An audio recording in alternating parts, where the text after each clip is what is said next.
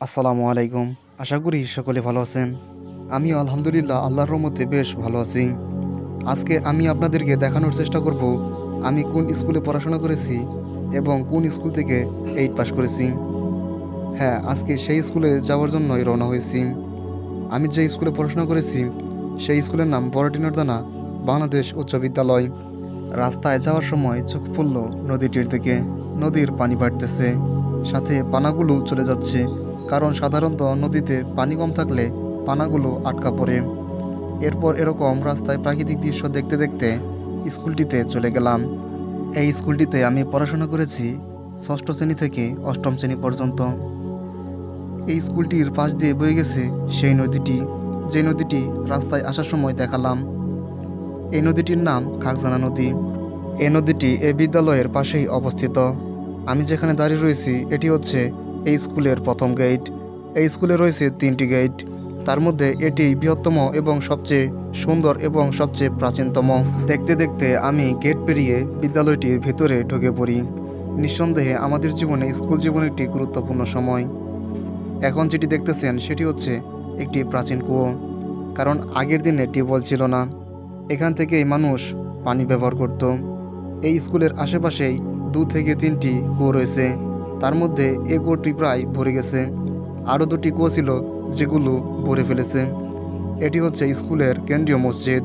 এখানে একটি মসজিদ এবং এখানকার শিক্ষার্থীরা এবং শিক্ষকেরা নামাজ আদায় করে থাকে।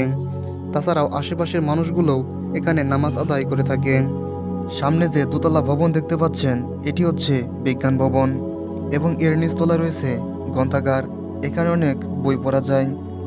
এই গ্রন্থাগারটি সম্ভবত 1998 সালে প্রতিষ্ঠা করা হয়েছে। এটির সামনে হচ্ছে একটি বড় মাঠ। এই বিদ্যালয়ে 3টি মাঠ রয়েছে, তার মধ্যে এটি একটি এবং সামনে দেখতে পাচ্ছেন এটি একটি, এবং এখানে আমাদের 6ষ্ঠ শ্রেণীর ক্লাস হতো। এখানে 2টি ছেলে আমাকে দেখে বলছিল, আপনি কি এখানে পড়াশোনা করেছেন? এমটিসি ফাতমি আর কি আমার ইয়ার নাম। হ্যাঁ, স্কুলে আমি পড়াশোনা করছি 8 পর্যন্ত, ক্লাস 8 পর্যন্ত। এখন আমি বিশ্ববিদ্যালয়ে পড়াশোনা করি। ওরা আমার কাছে আমার ইউটিউব চ্যানেলের নাম জিজ্ঞাসা করছিল এবং তাছাড়াও বিভিন্ন ধরনের কথা হচ্ছিল ওদের সাথে। এটি হচ্ছে আরও একটি মাঠ, এটি ছোট একটি মাঠ, তবে বড় মাঠের চাইতে এটা একটু ছোট মাঠ। এইটুকু অংশ আসলে নর্দানা পড়েছে। এই বিদ্যালয়ের নাম তো আসলে বড়াটি নর্দানা, এটা আসলে 2টি গ্রাম নিয়ে আসলে একটি বিদ্যালয়। এইটুকু অংশ হচ্ছে নর্দানা অংশে পড়েছে এবং এখানে আমাদের 6ষ্ঠ শ্রেণীর একটি ক্লাস ছিল। এই যে এখানে আমাদের 6ষ্ঠ শ্রেণীর ক্লাস হতো। আর এখানে 6ষ্ঠ শ্রেণীর আমাদের ক্লাসে যেহেতু বিশাল সংখ্যক ছেলেমেয়ে ছিল, প্রায় 200 জন ছেলেমেয়ে মিলে, 200 প্রায় 250 জন হবে। আমাদের ক্লাসে তো ছিল, যখন ভর্তি হয়েছিলাম 120 জনের মতো। আমাদের এখানে ক শাখা এবং খ শাখা ছিল। এটা সম্ভবত মেয়েদের গ শাখা ছিল, এটা গ শাখা। আর এটা ছিল ওম শাখা নাকি বড় ঘ শাখা, আমার সঠিক খেয়াল আসতেছে না। এটা ছিল মেয়েদের কমন রুম, ওই ওইটা ওইটা হচ্ছে কমন রুম, ওইটা কমন রুম। আর এখানে এই যে এইসব রুমগুলো বাকি থাকতো। আর ওইখানে নতুন বিল্ডিং তৈরি করা হচ্ছে। এ মাঠে ঘাস হয়ে গিয়েছিল এবং পাশেই 4তলা ভবন তৈরি করা হচ্ছে দেখলাম। এ মাঠে যেহেতু শিক্ষার্থীরা এত বেশি খেলাধুলা করে না, সেই জন্য সবসময় প্রায় জঙ্গল হয়ে থাকে। তারপর একটু পরেই আসি আরও একটি ভবনের কাছে, তবে এখানে তেমন কোনো ভবন না, মানে টিনের ভবন। এখানে আমাদের সময় ক্লাস 8 জুনিয়রদের একটা মাত্র ক্লাস ছিল। এখন জানি না এখানে কোনো ক্লাস হয় নাকি। তারও আগে অর্থাৎ 20 বছর আগে এখানে হোস্টেল ছিল। আমি দেখার চেষ্টা করছিলাম বর্তমানে হোস্টেলের ভিতরে আসলে কি অবশিষ্ট আছে, কিন্তু আসলে কিছুই অবশিষ্ট নেই। তারপর এখানে অনেক বেশি জঙ্গল ছিল, আসলে হাঁটতেও ভয় করতেছিল, কারণ যেখানেই পা ফেলাচ্ছিলাম সেখানে অনেক বেশি জঙ্গল ছিল। তারপরেও ভয়ে ভয়ে আমি ঢুকি এই বোর্ডিং করে। এখানে আগে শিক্ষার্থীদের জন্য রান্না করা হতো। এখনও হয়তোবা বিদায় অনুষ্ঠান কিংবা বিশেষ কোনো অনুষ্ঠান হয়তোবা রান্না করা হতে পারে, আমি আসলে সঠিকভাবে জানি না। এখান দিয়ে আরও বেশ কিছু ভবন ছিল যেগুলো কিনা নদীতে বিলীন হয়ে গেছে, অর্থাৎ নদী ভাঙনে সেগুলো নদীর সাথে কিছু কিছু বিলীন হয়ে গেছে। আর নদীতে ভাঙন দেখে শিক্ষকেরা কিছু কিছু ভবন ভেঙে ফেলেছে। এখানে আরও বেশ কিছু ভবন ছিল, তবে এখন একটাও অবশিষ্ট নেই, বরং অবশিষ্ট যেগুলো আছে সেগুলো হচ্ছে জঙ্গল। এখানে কিন্তু আরও বেশ কিছু প্রসারিত জায়গা ছিল, তবে এখন নদী ভাঙনে সব কিছুই ভেঙে গেছে। আর যেখান দিয়ে জঙ্গল দেখতেছেন এটি কিন্তু ছোটোখাটো একটি মাঠ ছিল। যদিও আমি ভয় পাচ্ছিলাম, তারপরও বারবার আমি দেখার চেষ্টা করছিলাম এখানে কি অবশিষ্ট আছে। এখানে সামনে কিন্তু একটা ছোটোখাটো মাঠ ছিল, তবে এখানে জঙ্গল হয়ে যাওয়ায় এখানে আসলে কেউ তো খেলাধুলা করে না, সেজন্য জঙ্গল হয়ে গেছে। তাছাড়াও এখানে ওয়াশরুম ছিল, আগেকার টিউবওয়েল ছিল, সব কিছুই এখন বিলীন হয়ে গেছে। আমি যেহেতু একেবারে ভর দুপুরে গিয়েছিলাম এবং এটি স্কুলের পেছনের অংশ, এখন বর্তমানে এখানে কেউ থাকে না, অনেক জঙ্গল বেশি, সেই জন্য একটু ভয়ও করতেছিল।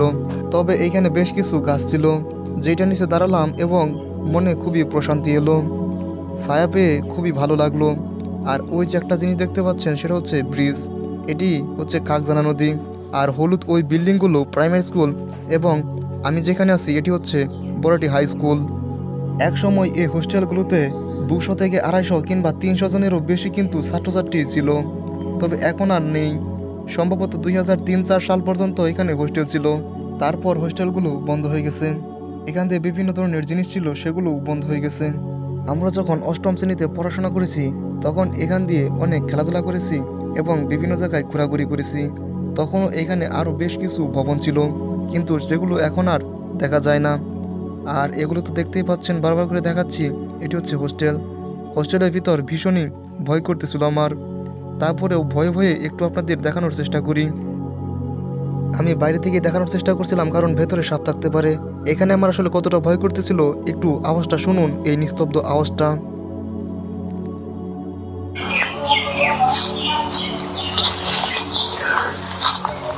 কিছুটা ভয় পেয়ে সেখান থেকে বের হয়ে আসি এবং আপনাদেরকে এখন যে অংশটি দেখাবো সেটি হচ্ছে স্কুলের মেইন অংশ। এখানে দেখতেছিলাম বেশ কিছু শিক্ষার্থীরা বসেছিল, ওদেরকে কিছু জিনিস জিজ্ঞাসা করলাম। তোমরা কোন ক্লাসে পড়ো? সবাই কি এক ক্লাসে পড়ো নাকি? তাহলে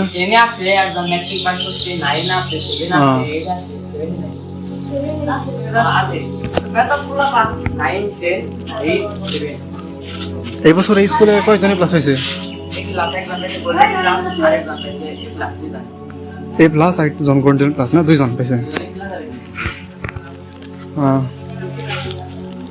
আমরা যখন এই স্কুলে প্রথম 6ষ্ঠ শ্রেণীতে ভর্তি হয়েছিলাম তখন এইখানেই আমাদের সর্বপ্রথম ক্লাস হয়েছিল। পরবর্তীতে আমাদের ওইদিকে নিয়ে গিয়েছিল। তবে এখানে সামনে যে আরও একটা একতলা বিল্ডিং দেখতেছেন সেটিও কিন্তু নতুন হয়েছে, যদিও আগে এখানে একটি একতলা বিল্ডিং ছিল এবং ওইখানে আগে স্কাউট কিংবা বিভিন্ন ধরনের সাংস্কৃতিক অনুষ্ঠানের মহড়া দেওয়া হতো। এবং এটি যেটির সামনে এখন আমি দাঁড়িয়ে রয়েছি সেটি হচ্ছে প্রধান শিক্ষকের অফিস কক্ষ। এখানে 2টি অফিস কক্ষ রয়েছে, একটা হচ্ছে প্রধান শিক্ষকের জন্য এবং আরও শিক্ষকের জন্য বা সহকারী শিক্ষকের জন্য আরও একটি। এখন জানি না 3টা হয়েছে কিনা, আমরা যখন ছিলাম তখন 2টাই ছিল। তো আমি শিক্ষার্থীদের সাথে কথা বলছিলাম, তারা বেশিরভাগই এই স্কুলেই পড়াশোনা করেন। এবং সামনে দেখতে পাচ্ছেন এটি একটি বিশাল মাঠ। বিশাল মাঠ বলতে বিশাল বড় মাঠ, এখানে শিক্ষার্থীরা খেলাধুলা করে থাকে। বলতে পারুন সাধারণত যদি আমি ছোট ছোট মাঠ করি এটিকে আরও 3টা মাঠ করা যাবে। তাছাড়াও স্কুলের সামনে কয়েকটা বাগান রয়েছে যেখানে বিভিন্ন ধরনের গাছ লাগানো হয়েছে। তবে সবচেয়ে সমস্যার যেটি কথা হচ্ছে সেটি হচ্ছে সেখান থেকে অনেক ময়লা ছিল, এটি আসলে দেখে খুবই বিরক্ত লাগছিল বা অসহ্য লাগছিল, যেটি না পারলেও হতো। আর এখানে দেখতে পাচ্ছেন সারি সারি নারকেল গাছ, এটি দেখতে দারুণ লাগে। আর আমরা মাঝে মাঝে দেখতাম 9-10-এর ভাইরা অনেক সময় চুরি করে নারকেল খেত, যার ফলে তাদেরকে সারা পিটাতো, মাঝে মাঝে এটা দেখতাম। তারপরেও তারা শুনতো না, তারপরে চুরি করতো।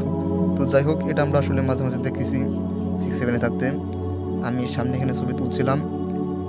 তো তারপরে এখান দিয়ে আশেপাশে ঘুরতে থাকি বেশ কিছু সময়, যেহেতু অনেক গরম ছিল এত বেশি ঘুরতে পারি নাই। এই স্কুলটি অনেক পুরনো, এই স্কুলটি 1948 সালে প্রতিষ্ঠা করা হয়েছে, অর্থাৎ 1952 সালের ভাষা আন্দোলনেরও কিন্তু আগে এই স্কুলটি প্রতিষ্ঠা করা হয়েছে। তাছাড়া এই স্কুলে থেকে কিন্তু অনেক শিক্ষার্থী মুক্তিযুদ্ধে গিয়েছিল, সেটা হয়তো আপনারা জেনে থাকবেন। এই বিদ্যালয়ের কিন্তু অনেক বড় বড় মুক্তিযুদ্ধ আছে, এমনকি টাঙ্গাইলে যে কাদেরিয়া বাহিনী গড়ে উঠেছিল সেই কাদেরিয়া বাহিনীর প্রধান কিন্তু এই বিদ্যালয়ে কিন্তু পড়াশোনা করেছেন। তো এটা হয়তো আপনারা অনেকেই জানতে পারেন। তো এইখান দিয়ে বেশ কিছু ভবন আছে, অর্থাৎ টিনেরও ভবন আছে, আবার বিল্ডিংও আছে, সব কিছু একদম কম্বিনেশন। এই বিদ্যালয়টিকে কিন্তু একটি আদর্শ বিদ্যালয় বলাই যায়, কারণ আমাদের বিদ্যালয় রচনায় আমরা যা যা পড়ে থাকি, বিদ্যালয় পাশ দিয়ে নদী বয়ে গেছে, 2তলা বিল্ডিং বা 3তলা বিল্ডিং, টিন শেড বিল্ডিং কিংবা চিরসবুজ গাছপালা থাকে। তাছাড়াও একটা বড় খেলার মাঠ নয় শুধু, এখানে 3টা খেলার মাঠ আছে। তাছাড়াও শহীদ মিনার, বটতলা, কড়ি গাছ, তাছাড়াও পাশেই বাজার কিংবা রাস্তা, এবং শহীদ মিনার আছে, সেটা তো বললামই। তো সব কিছু যদি মিলিয়ে বলি, তো এটি একটি আদর্শ বিদ্যালয়। এরকম বিদ্যালয় কিন্তু বর্তমানে খুব কমই দেখা যায়। এটি কিন্তু একটা বাংলাদেশের অন্যতম সুন্দর একটি বিদ্যালয়। আর এই যে এই ভবনটি দেখতে পারতেছেন, এই ভবনটি আমরা যখন ক্লাস 8-এ পড়ি তখনও ঠিক এরকম দেখেছিলাম, এখনও এরকমই দেখতেছি। অর্থাৎ নো চেঞ্জ, এটি কোনো পরিবর্তন হয়নি। অর্থাৎ রঙও দেয় নাই, তারপরে সিমেন্টও মাখানো হয় নাই বা লেপ দেয় নাই। আর এই যে এই ভবনটি দেখতে পারতেছেন, এই ভবনটি হচ্ছে সহকারী শিক্ষকদের জন্য এখানে একটা অফিস কক্ষ আছে। তাছাড়াও তার পাশে আছে গ্রন্থাগার। আর উপরে তো বলেছি বিজ্ঞান ভবন, সেখানে কিন্তু কঙ্কাল আছে। তো কঙ্কাল দেখার জন্য কিন্তু আমরা খুবই আগ্রহী ছিলাম এবং স্যারদেরকে বলতাম আমাদেরকে কঙ্কাল দেখান। এবং আমাদের বিদ্যালয়ে 3টি কঙ্কাল আছে, একটি মানুষের এবং 2টি প্লাস্টিকের কঙ্কাল কিন্তু আছে। তো সামনে যেটি দেখে ভালো লাগলো, এইখানে আমাদের ক্লাসে 7-এ ক্লাস হতো। তো এইখানে নাকি 4তলা বিল্ডিংয়ের কাজ চলতেছে, মানে এখানে 4তলা বিল্ডিং করা হবে এবং এটি উদ্বোধন করেছে আমাদের বর্তমান আর কি এমপি খান আহমেদ শুভ। তিনি নাকি অনেকটা সহায়তা করতেছে, তো দেখে ভালো লাগলো অনেক। এবার চলুন এই বিদ্যালয়টি নিয়ে গুরুত্বপূর্ণ কিছু তথ্য জেনে নেই।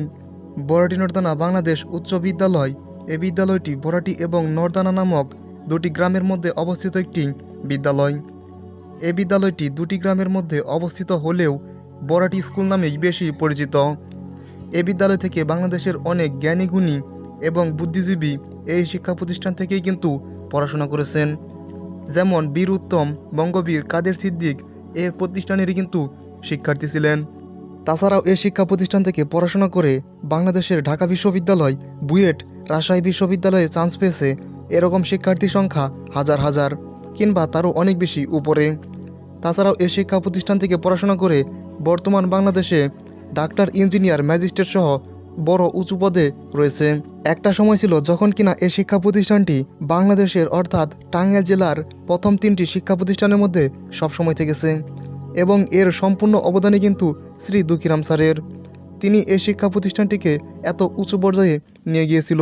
এই শিক্ষা প্রতিষ্ঠানে যখন আমি ঘুরতে যাই তখন আমার একজনের সাথে দেখা হয়, সঙ্গত কারণে সেটি আমি দিতে পারছি না। তিনি যে আমাকে কথা বলে সেটি অবশ্যই আশ্চর্যজনক এবং দুঃখজনক। তিনি ছিলেন এই স্কুলের নাইট গার্ড এবং তিনি 2020 সালে রিটায়ার্ড করেন এবং তিনি চলে যান। এক প্রকারে বলতে পারুন তাকে জোর করে তাড়িয়ে দেওয়া হয়। তিনি আমাকে আরও যে কথাটি বললেন সেটি অবশ্যই অবাক করার মতো। তিনি আমাকে বললেন এই শিক্ষা প্রতিষ্ঠানে বর্তমানে কোনো শিক্ষক নেই, যা আছে সবই বেয়াদব। এই শিক্ষা প্রতিষ্ঠানটিকে এই হিসাবে তিনি উল্লেখ করলেন। তিনি বেঁচে থাকলে হয়তোবা আজ দুঃখই পেতেন এই শিক্ষা প্রতিষ্ঠানটির অবস্থা দেখে। একবার আপনি ভাবতে পারুন একটা গ্রামকে কিভাবে একটা বদলে দিতে পারে একটা শিক্ষা প্রতিষ্ঠান। কতটা গ্রামের ভেতরে এই শিক্ষা প্রতিষ্ঠান হয়তোবা আপনারা জানুন না, কিন্তু তারপরও কত বড় হোস্টেল খুলতে হয়েছিল একবার ভাবুন তো। যখন কিনা একটা শিক্ষা প্রতিষ্ঠানে শিক্ষার্থীদের জায়গা দিতে না পারে বা শিক্ষার্থীরা ভর্তি হতে খুবই ইচ্ছুক হয়, তখনই কিন্তু হোস্টেল খুলতে হয়। এবং এই শিক্ষা প্রতিষ্ঠানের ফলাফলও ছিল বেশ আকাশচুম্বী রেজাল্ট, কিন্তু আজ হয়তোবা সেই রেজাল্ট নাই কিংবা সেই সুনামও নাই। হয়তো শ্রী দুঃখীরাম স্যারের বড়দোয়ার কারণেই হয়তোবা এই শিক্ষা প্রতিষ্ঠানটিকে পোকামাকড় এবং কিছু অসাধু লোভী শিক্ষকেরা গিলে খাচ্ছে। তবু আমাদের মন থেকে একটি চাওয়া, এই শিক্ষা প্রতিষ্ঠানটি আগের রূপে ফিরে যাক, ফিরিয়ে আনুক সেই আগেকার সাফল্যের রেজাল্ট। এটি সবার কাছে চাওয়া। এই ভিডিওতে যদি কোনো ভুল তথ্য দিয়ে থাকে তাহলে অবশ্যই ক্ষমা প্রার্থী। আর আপনারা সবাই আমাদের পাশে থাকবেন এই বলে ভিডিওটি শেষ করছি। আসসালামু আলাইকুম।